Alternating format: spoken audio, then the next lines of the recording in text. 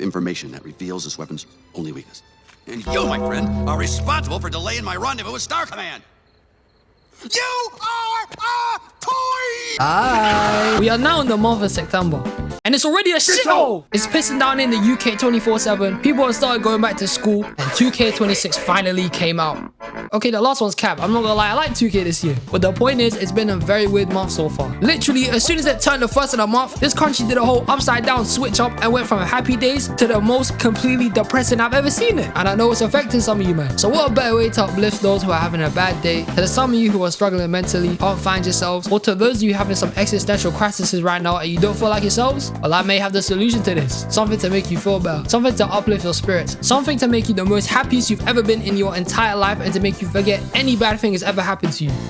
Reasonable Crashouts 4! It's been a month since the last time we have spoken about some of these individuals. Therefore, it is time for us to come back to the idea and talk about some more Crashouts. People who weren't wrong for what they did. Guys and girls we can sympathize with, humanize with, and understand why they did what they did. I've got some more people lined up for this video to add to the league. So without wasting any more time, let's get straight into it, man. Starting with one of the greatest anti-heroes to grace the earth. One of the coldest people to ever come out of DC. And low-key, probably the best person in the Bat family. The man I am talking about is none other than Jason Todd, aka the Red Hood. And I'm gonna keep it real here. Jason Todd is my guy. He's so cool, man. I mean, look at him. He's a dope motherfucker. And me and him go way back too. He used to have me pulling up to bad guys and light them up like Tommy did to Proctor from Power. It's crazy. But seriously, Jason Todd had a hard life. It wasn't easy for him to go from being boy wonder to murking criminals every Friday. Like, that had to be a hard transition. It's mad. Now, for those of you that are confused and don't know who the hell this man is, then let me go over his origin, why he became like this and decided to murk criminals. Help you understand why this is his way of dealing with bad guys, and low-key just break it down to you, man, cause it just makes sense. Especially in a shithole like Gotham, it's a no-brainer. So we first see Jason as Robin getting his ass whipped differently by the Joker, maliciously beating the life out of this man with a crowbar. And to the Joker, he thinks it's an awesome game. He's hitting combos on him, talking about forehand and backhand like this is tennis. The guy is too much of a rage baiter, I swear. So while the Joker is beating the life out of Jason, Batman makes his way to the warehouse he's keeping him in, only for him to be too late as the warehouse was rigged to explode with explosives the Joker planted. And then a few seconds later, Jason was dead. And this is messed up, man. He died at 15, bro. The Joker killed a 15-year-old kid, man. He's a sicko. Get this guy out of here. So then a 5-year time skip happens and some of Gotham's biggest drug dealers meet up to discuss some business. And all of these men were mad confused because none of these men set up the meeting. And while their stupid asses are trying to figure out who the hell set up the meeting, that's when the Red Hood finally appears out of the shadows. And at first, none of these men were taking him seriously until he bust out an entire AK out of his pockets and just started shooting straight up. Didn't even take him 5 seconds to pull it out. Pause. He was in there spraying. Then the Hood starts speaking to the gang members, saying he's gonna take 40% off their businesses and they can't sell to kids, otherwise he's gonna kill them. Then one of the leaders doesn't believe him on his threat, saying he's chatting a bunch of shit. So Jason does what any other proper businessman with a proper nice etiquette in a really professional and kind manner does. He dashes him a bag full of his lieutenant's heads. And look at these man's faces, they don't believe it. And they're all acting like they've never seen dead bodies before. Bitch, you live in Gotham. You've seen hundreds of them already. Why are you looking like that? And your gang leaders as well. You probably have kill counts in the hundreds. Take that short look off your face, you're chatting shit. So later on, Batman and Nightwing are boxing in a mazo and defeat it. Then they question some robbers who were trying to rob the ship floor. And one of the robbers decided to say the name of the person who even wanted them to do the job for them, which was the Red Hood. And in less than 5 seconds, as soon as the man said the Hood, the 3 robbers get quick scooped and sniped differently, packing them all off. Then Batman tries to dealt those bullets and chases him down, only to be led to the exact place where the Joker became the Joker. And we gonna come back to talking about this later because I have a whole problem with this shit. But right after Batman has his little flashback, we see the Red Hood just standing there with a strap. And he shoots the car he crashed into a vat of explosive waste, and then the whole facility explodes and he gets away. So then Batman starts to get into his detective bag, tries to figure out who the Red Hood is, with their investigation eventually leading to go pay the Joker a visit, since the Red Hood persona started with him. But when him and Nightwing go to interrogate the Joker and ask him some questions, of course the Joker wasn't taking any of this shit seriously. He was treating it like a game. He was talking about nothing relevant to what they needed, and he even brought up him murking Jason. What a dickhead, fam. So Batman gets heated and starts beating the shit out of Joker, choking the life out of him. And guess what? He let go of him. Oh, come on, man. The opportunity is right there. This guy is evil. So a couple of minutes after this, both Batman and Red Hood overhear that Black Mask has a shipment of guns coming in. So when that whole shenanigan was about to go down, Red Hood appears, and then he jacks Black Mask's helicopter. But Batman and Nightwing were there to stop him. So they shoot some sort of EMP grappler at the helicopter, and then the Red Hood is just like, I bet. I'ma crash this shit. So Red Hood dashes the helicopter off the side of the building and tries to crash it to escape, only for Batman and Nightwing to eventually stop the helicopter and chase after him. And after all of this dramatic high-speed chasing, jumping from building to building to get the guy, they don't get him. And then Batman finally realizes he did the maths, he ran the tests, he figured it out after seeing the Red Hood do certain things that only a trained few could do, and he found out the information he needed to find out the identity of this crook, this criminal. And it's Pickle Rick! So Batman finally put 2 and 2 together and figured out Jason is the Red Hood. And look at him, man, he can't believe it. And then he starts getting flashbacks of Jason, and look how happy they were. Beating up criminals and saving the day like 2 heroes. They were amazing. It's like, where did it all go wrong, man? Where did it go wrong? But then Black Mask is getting pressed because the Red Hood is messing with his business. So he sends people from his organization to track down and murk the gang leaders the Red Hood is working with to draw him out. And then as soon as he shows his face, 4 highly trained tech assassins just pull out of nowhere to jump the guy. And I'm gonna put my hands up here. For a 1v4, he was backing himself here. He was smoking up. But then he still got his ass beat. And as soon as he was about to get packed off, Batman comes in and now it's a 2v4. And these men smoked up. Giving this work to the assassins, they were beating the shit out of them. So at the end, when Batman and Red Hood are done with 3 of the assassins, one of them shoots a laser straight at Batman, and then Red Hood moves in front of him, taking the hit from him. Then the same guy tried to hold him in a hostage situation, so the Hood just backs out a taser, uses it on him where his laser is, and it full on kills him. Batman couldn't believe this shit. He picked this guy off right in front of him. Then he starts talking to him, saying he can help him out, fix him. And then Red Hood just adds him and disappears. And as the movie goes on, a bunch of shenanigans goes down. Red Hood tries to kill Black Mask. Batman looks more into Jason's death and eventually meets up with Ra's al Ghul to speak about it. And then Black Mask breaks the Joker out of jail and recruits him. For him to snake him, kidnap a bunch of people including him and his assistant, and pour a bunch of gasoline on them to try and burn them alive. But that's on Black Mask. Why would you trust the Joker? This guy's an idiot. Then the Hood shows up, and this is where we hear one of the most genius setups ever done. See, Red Hood the whole time throughout the entire movie wanted to get Black Mask so desperate he would cut a deal with the Joker freeing him from Arkham. Which means all the bullshit from working with the top crime bosses to stealing and messing with Black Mask shipments, even trying to kill him, was all a setup so Red Hood could get to the Joker. And it was genius. 10 out of 10 performance. He played them, man. He played them. So now the Red Hood finally has the Joker, and he then asks Batman to meet him in Crab Alley. And you already know from this, it's about to go down. Batman and Red Hood face off without their masks, and we can finally see Jason. These men still go on to keep boxing and eventually break back into the same room where the Joker is. And then we get one of the most serious yet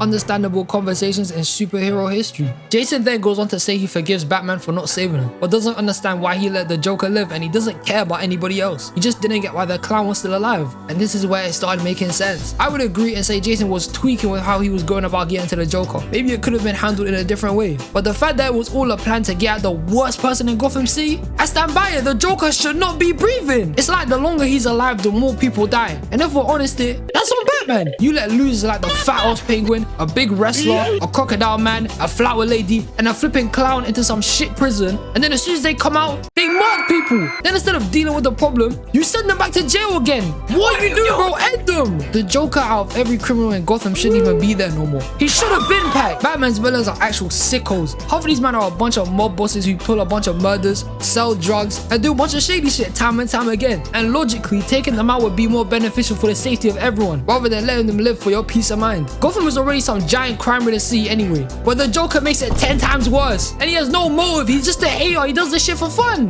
Jason only wanted the Joker gone. The whole crap he pulled in the movie was to get at him. And when he finally had them and asked Batman why he couldn't do it, Batman started speaking, saying it would make me just as bad as him. Bitch, no it wouldn't. Not even close. The Joker is a maniac. He's pure evil. And there's no reasoning with him too. He'll still go back to kill him. And Batman, you beat the shit out of people anyway. Why not just finish the job? Look at it this way. Preventing some of these men from walking tomorrow means that Gotham will have brighter and happier days in the future. The place is already cooked. Leaving the Joker alive is more of a crime than ending him. Let's be honest here. Jason just wanted to understand why Batman would keep one of Gotham's most notorious crime bosses who consistently every year goes back to back in an all-time killer record still live. And him bugging over the fact that Batman wouldn't kill him, or even calling him out on how he didn't want to kill the Joker at all, is facts. I stand with him on this. Because it's not even about it going against his morals and how Batman thinks he would stoop down to being just as bad as Joker if he took him out, but it's more so about how the Joker will always kill again. There's no change in that. Leaving somebody like this to go and live almost freely, because let's be honest here, every person breaks out of Arkham eventually. That place is shit, man. And the Joker will just go straight back to killing more and more people. So by letting this guy see the light of day again, Batman's indirectly caused so much death. It's mad. And this guy definitely has one of the biggest biggest passes out of all superheroes to kill this guy. 1,000,000%, bro. End this man. And in conclusion, shoot him, bro. Now on to our second candidate for this video. We have one of the most infamous, legendary Transformers of all time. The leader of the Decepticons, D16, also known as Megatron. So previously in Reasonable Crashouts 2, I did talk about Optimus Prime, saying he was valid because every Decepticon will also come for his people and they ended his life. So him getting onto the Decepticons and killing them made sense. However, D16? He's got a whole different story, man. It's crazy. So let me break it down to you. So long before the war on Cybertron, Megatron, previously known as D16, and Optimus Prime, previously known as Orion Pax, used to be miners who mined Energon for Iacon, which is the city they used to live in before Cybertron got destroyed. And way back before D16 even became Megatron, this guy was the biggest fanboy. He loved the Primes. He idolized them. They were his heroes. All the civilians and people of Iacon would look up to their glorious leader, Sentinel Prime, who they thought was helping their society by looking for the matrix of leadership, which would help restore the energy back to Iacon since it started becoming unstable and they had way less of it. And D16 loved the Primes. He was so enthusiastic anytime he would start speaking about them, especially Megatronus. He messed with him heavy. Until he found out the truth about Iacon. Sentinel was the biggest snake. He lured the other Primes into a trap which got them annihilated by the Quintessons because he wanted to steal the Matrix of leadership for himself. Only instead of actually getting the Matrix, it disintegrated in his hands. So this man pulled all of those strings, even murdered some of the Primes himself, and didn't even get what he wanted. You suck! But no, my friends, this isn't even the worst bit about anything Sentinel has done. See, in Iacon, there's two different types of Transformers. People with cogs who can actually transform into vehicles, and people who were born cogless and can't change. But the crazy thing about this is that every single Transformer was born with a transformation cog. Sentinel just took some of theirs so they would know their place. Do you know how messed up that is? He practically took the freedom away from people just so they would be stuck at the bottom of the barrel. The Transformers with cogs were low-key racist. They did not rate the cogless ones at all. This shit was mad. And it was all because Sentinel caused this and took their cogs before they even came online. The man created a hierarchy just so he could put some people at the top, so they could think mining Energon was their entire purpose, which he was all passing to the Quintessons anyway when his people needed it.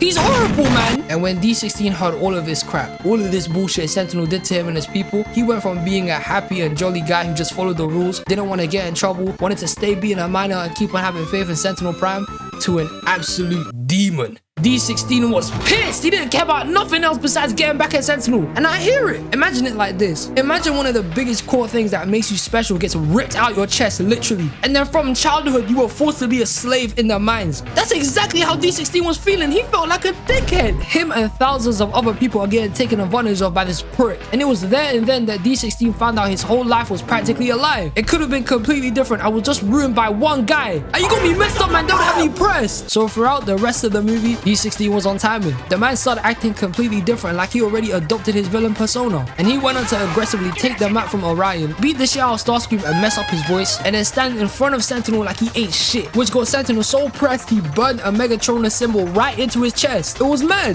Then Orion and the rest of the man then pull up to save B and D16. They reveal the truth to the rest of Iacon, and then D16 gets to throwing down with Sentinel. He's almost about to kill him. Then Orion jumps in tweaking, saying, "What the hell are you doing, bro? This was not the plan." And they go on arguing with one another since D16 wants to kill Sentinel. And the next scene here broke my heart. D16 shoots at Sentinel for Orion to jump in front of it, getting half his body dismantled. And now D16 is holding him off the side of a building. And he's upset. He's pressed himself for shooting his best friend, his Nakama, his guy, his rider. And then he lets go of him, dropping him into the abyss. And this is where we get the divide between two friends. D16 annihilates Sentinel and rips him in half, stealing his core. While Orion Pax falls further into Cybertron and is pulled by the life force of the planet itself. And in the life force, all the past Primes are speaking to him, saying that Primus has deemed him worthy of the matrix of leadership. While on the surface, D16 puts Megatronus' core in his chest and becomes an infamous villain we all know, Megatron. And Orion Pax takes the matrix of leadership and becomes one of the greatest, coldest people of the decade, Optimus Prime. So now Optimus Prime flies straight to the surface and he has a final battle against Megatron. And this fight was one of the sickest fights you could ever see. They would transform in mid-fight, be in the brace of each other, and wait a minute. Is that a flipping axe? Hey, yo, that's sick! And Optimus was straight up working this man. He was soloing the entire High Guard and gave everybody this whooping.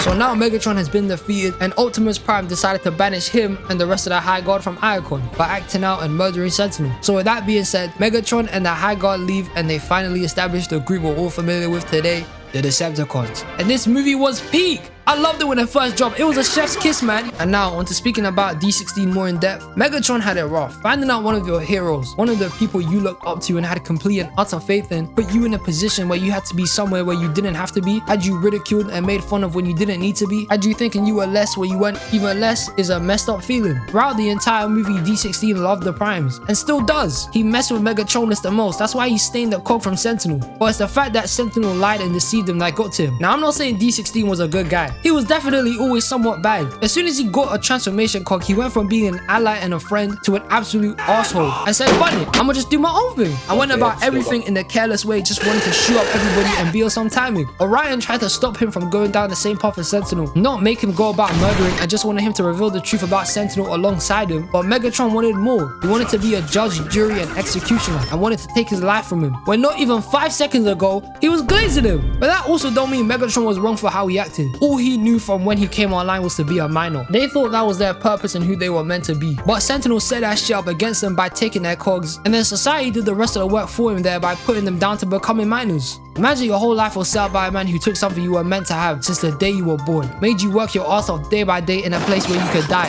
and then all the things you worked for, he would just give it away to a bunch of random squid people. Of course you would crash out about this. You would not be peaceful about this at all. It's borderline slavery. I sympathize with D16, I get it. He found out in a short time his whole life was a lie and his hero sold him out. I understand, and him bugging on Sentinel wasn't even the worst thing. It's the fact that Sentinel was murdering the Primes and ruining the whole of Cybertron. I mean, he's indirectly caused the deaths of so many miners across Icon, just wasting them like they were disposable. And that's crazy. But then D16 is still a bad guy regardless. Nothing changed. It's how he switched up as soon as he got that transformation cog that makes you realize to an extent he was always a bad person. He must have been playing a persona or something, because as soon as he got powers, he was a completely changed guy. But all in all, I'm with you, D16, man. I'm crashing out too. Bun this guy, man. And now, ladies and gentlemen, we have reached the final person I'll be talking about in this video. And this person is a legend. They're one of the greatest, most notorious criminals of this generation, maybe even in this universe. This person is such a madman. They put the likes of Thanos, Lex Luthor, flipping Vector to shame. They are so evil. They will probably actually do things like turning in their homework on time, and you have to be a criminal to be doing that shit. So without taking too much time to keep giving this guy an introduction, I want to show you guys the one, the only, Mojo Jojo. And look, I'm gonna cut this shit. This is less about Mojo Jojo than it is about the evil that is the Powerpuff Girls. Because these children are the sources of pure menace behavior. They're diabolical. These triplets have no mercy, no remorse in their bodies. They're crooks in disguise. And the things they've done to Mojo Jojo, regardless of him being a villain, is petrifying, man. One time, Mojo Jojo and a bunch of other villains grouped up together to try and take out the Powerpuff Girls. And they were successful. So they went about their business, robbing banks, terrorizing civilians, the usual. Then Professor Plutonium gives the Powerpuff Girls an idea so evil, so heinous, they might as well be criminals. They set up Mojo Jojo with a female monkey, and the guy is falling in love. Then he goes into town committing crimes that don't even make no sense. But hey, that's what you do when you lie to someone, man. But with Mojo obsessing over his girlfriend, some of the villains quit the group, and the Powerpuff Girls eventually put 3 out of 5 villains in jail. And now they're about to go take care of Mojo Jojo. So while Mojo thinks his girlfriend is a real evil person just like him, the Powerpuff Girls interrupt him, bring a zookeeper, and then she starts pressing some button. And this had Mojo confused, like he doesn't understand what's going on, until he looks to his right to see his monkey girlfriend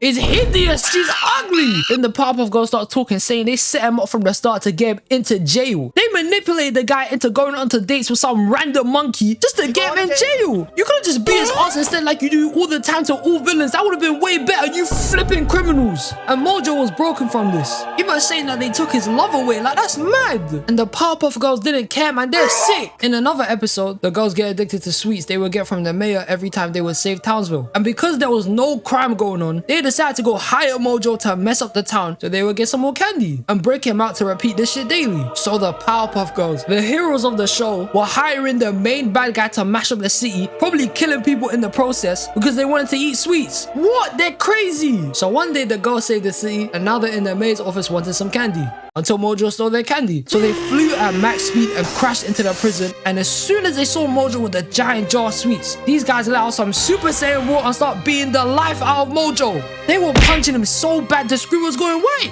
And look how they left him. Look at him, bro. He looks dead. And this was over sweets. They hired the guy to go terrorize the city, destroy buildings, make people cower in fear because they wanted to eat sweets. And then look what they did to Mojo. This man is packed. It's crazy. And you know, As much as Mojo may be going around doing some villain business and probably doing a lot of heinous shit throughout the entire show, it's not Mojo's fault why he's like this. It's Professor Utonium's fault. The guy created him. Before Mojo was a villain, he was just a monkey. He didn't know any better. He was probably running around doing some stupid shit. Then Mojo, before he had any conscience, pushes the Professor into Chemical X whilst he was making the perfect girl formula, which in turn created the Powerpuff Girls. And as soon as these men were born, he completely neglected and forgot about Mojo. He didn't care about him anymore. He tossed him aside for the girls and didn't even remember he existed. Professor Utonium put a flipping monkey in a lab surrounded by chemicals. That was probably too stupid to tell the difference between two colors. And then just forgot about Mojo, which in turn turned him into the supervillain that we all know today. No wonder he bugged out, he was forgotten. Mojo is a villain because of another man's mistake. Even though he's way smart now and chooses to be a villain and terrorizes Townsville, it still doesn't change the fact that Professor Utonium left him in a lab full of chemicals. So either way here, it ain't Mojo's fault, man, he's valid for it. And if it were me,